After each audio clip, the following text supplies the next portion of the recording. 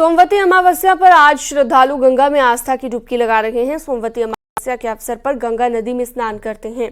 उसके बाद पितरों के लिए जल से तर्पण देते हैं। तर्पण करने से पितर प्रसन्न होते हैं, पितर खुश हो जाते हैं तो पितृदोष दूर होता है। आपको बता दें, सोमवती अमावस्या का पावन पर्व शिव योग में है और इस दिन स्नान और दान करने से पुण्य की प्राप्ति होती है।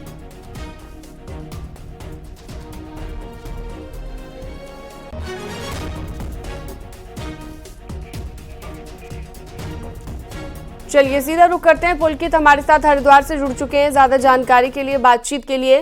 पुलकित, आज सोमवती अमावस्या है जिस पर गंगा स्नान का खास महत्व है। क्या तस्वीर है इस वक्त वहां पर, जरा दिखाइएगा। कितनी संख्या में लोग पहुंच रहे हैं आज के दिन गंगा स्नान करने के लिए हरिद्वार में? जी, हरिद्वार में हर की पैड़ी पर मैं मौजूद हूँ। हर की पैड़ी पर नजारा बेहद खास नजर आ रहा है। यहाँ पर श्रद्धालुओं से पूरी तरह से हर की पैड़ी की जो घाट है वो पटा पड़ा है। तस्वीरों में देखा जा सकता है कि कितनी बड़ी संख्या में जो लोग हैं, श्रद्धालु है, वो यहाँ पर दूर दूर से पहुंच रहे हैं, क्योंकि सभी पूर्णिमा और अमावस्या पर गंगा स्नान का विशेष महत्व है। लेकिन जब सोमवार के दिन कोई अमावस्या पड़ती है तो उसे सोमवती अमावस्या कहा जाता है और सोमवती अमावस्या पर गंगा स्नान करने का विशेष महत्व है। इसीलिए दूर दूर से श्रद्धालु दिल्ली, एनसीआर, हरियाणा, पंजाब, राजस्थान जैसे राज्यों से, उत्तर प्रदेश जैसे राज्यों से श्रद्धालु हरिद्वार दूर दूर से पहुंच रहे हैं। हर की पैड़ी पर पहुंचकर गंगा में आस्था की डुबकी लगा रहे हैं, क्योंकि सोमवती अमावस्या का जो स्नान है वो एक बड़ा स्नान होता है साल का, और इसीलिए पुलिस और प्रशासन की ओर से व्यापक इंतजाम किए गए हैं ताकि सुरक्षा व्यवस्था में किसी भी तरह की चूक ना हो और किसी भी तरह की जो अप्रिय घटना यहाँ पर ना हो, उसके लिए पर्याप्त इंतजाम किए गए हैं। पूरे मेला क्षेत्र को 14 जोन और 39 सेक्टर में बांटा गया है।